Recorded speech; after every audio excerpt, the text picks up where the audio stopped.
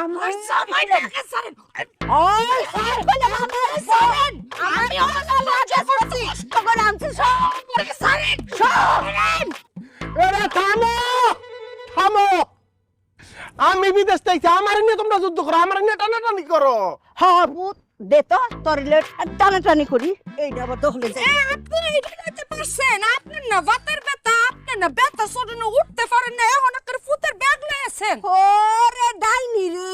তুই দেহি সল 10টার আগে ঘুমাইতে উঠোস না আজকে দিয়াস ফজর আজানের আগে উঠতে বই রইছে মেকআপ সেকআপ কইরা এই লাগেজ দখলের লিগা একটা ফালতু কথা কইেন না আমার মেকআপের পিছনে লাগেন না আমার জামাই এত বছর পরেছে আমি সাজবো না তো কি পাশের বাড়ির মর্জিনা সাজবো আমার ছেলে এত বছর পরে আইছে আমার ছেলের কষ্ট আমি বুঝি আমার ছেলে এত বড় লাগেজ বইয়া নিয়ে যাইতে পারবো না আমি আমার ছেলের লাগেজ বহন করবো তুই থাক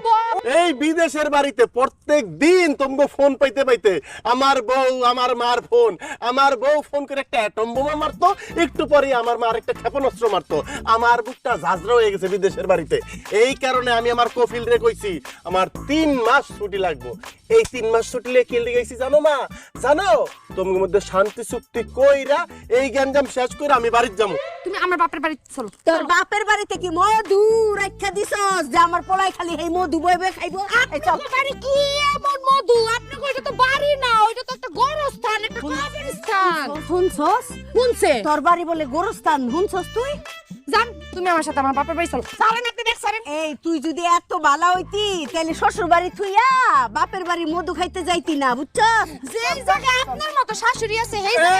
আমার কথা শোনো শোনো এই লাগেজ প্লেতে টানা টানি করতেছো লাভটা কি মা তুমি কি এই লাগেজ খুলতে পারবা এই লাগেজে পাসওয়ার্ড দেওয়া আছে তুমি খুলতে পারবা তুমিও খুলতে পারবা না এটা শুধু আমি খুলতে পারবো আমি ছাড়া এই লাগেজ কেউ খুলতে পারতো না আর সবচেয়ে বড় কথা আমি তোমার বাপের বাড়ি